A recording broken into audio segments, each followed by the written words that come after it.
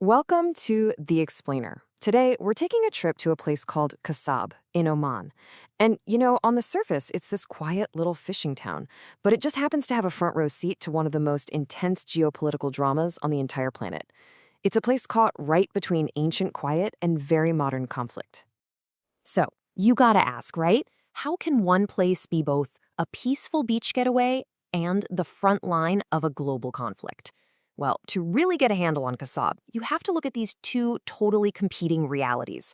On one hand, you've got this picture-perfect scene, kids skipping stones, families out having picnics for Ramadan. But then, just over the horizon, a full-on regional war is raging.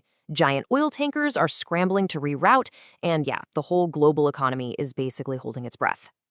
And here's the thing, this isn't new, not at all. For centuries, Kasab has had to live with this peculiar duality.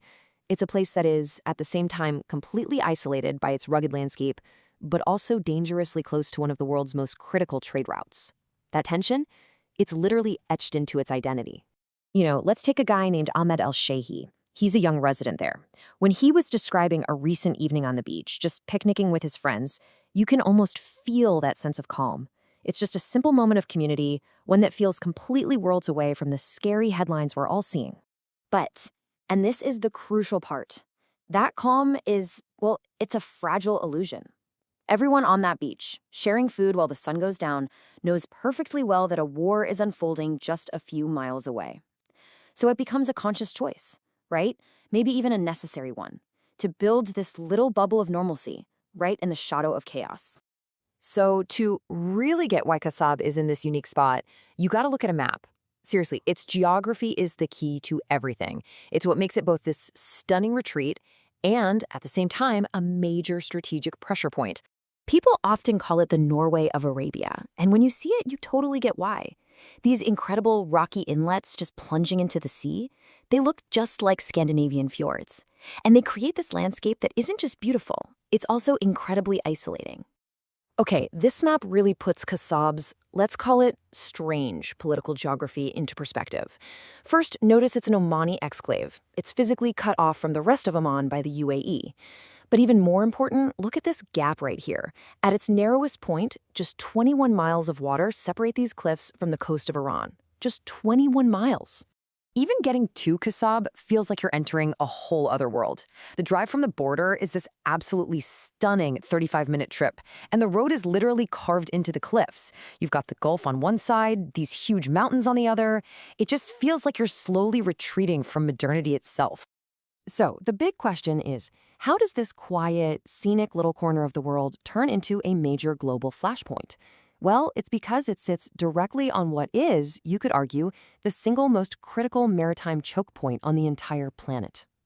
Yeah, it really all comes down to one number, 1/5. That's how much of the entire world's oil supply passes through this single, tiny strait. Just think about that for a second. Any disruption here, it doesn't just make the news, it sends immediate, massive shockwaves through the entire global economy. And according to what we've seen in the source material, in the middle of the current regional conflict, shipping through this vital waterway has been severely disrupted. The implications of that are just enormous. It turns a strategic passage into a genuine global flashpoint. So what does all this actually feel like for the people living right there? While Kasab has, for the most part, been spared any direct attacks, the war isn't some abstract thing on the news for them. No, its presence is felt everywhere. The source material paints such a powerful picture here. Imagine this. Inside a quiet little local supermarket, a vendor is just glued to his phone, watching a live newscast of the war that's happening just across the water. What a perfect example of how, no matter how peaceful it seems on the surface, the outside world always finds a way in. And this really illustrates the economic fallout perfectly. Kasab's whole economy was pretty much built on tourism, Dhow cruises, dolphin watching, mountain trekking. It was booming. But now, the tour desks are empty. The docks are silent. And that weekend business from foreign tourists, it has completely disappeared. A local guy, Mohamed Al-Kamzari, really sums up this feeling of lost potential. He puts it very simply. If it weren't for the conflict happening just across the sea, Khasab would be thriving right now. But instead, there's just this unnatural quiet. But, for the residents, especially the older folks, this kind of intense pressure, it's familiar. It's not the first time their quiet lives have been overshadowed by some huge global conflict. For them, this is just the latest chapter in a really long history of tension. And when you actually look back at the history, you see this isn't a new story at all. It's a recurring pattern. Way back in the 17th century, you had Portuguese colonizers building forts to control this exact route. Then in the 1980s, the Iran-Iraq War kicked off the tanker wars, which basically turned these waters into a shooting gallery. And now here we are again, with the Strait at the epicenter of another major regional conflict.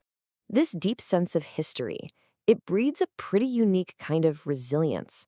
And it's captured perfectly by a 65-year-old resident who actually remembers the tanker wars. His whole perspective is just so calm, so measured.